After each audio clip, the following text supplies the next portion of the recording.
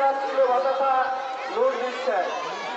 জীবন মণ্ডল তার মেয়ে পারমিতা মণ্ডল বাড়ি রাজনগর, উনি শারীরিকভাবে অসুস্থ ছিলেন।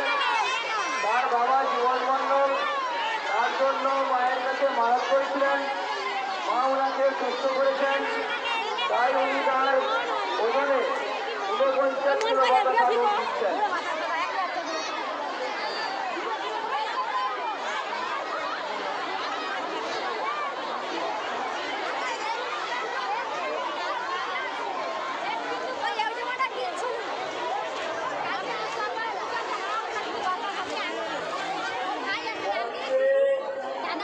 বন্ধ করো।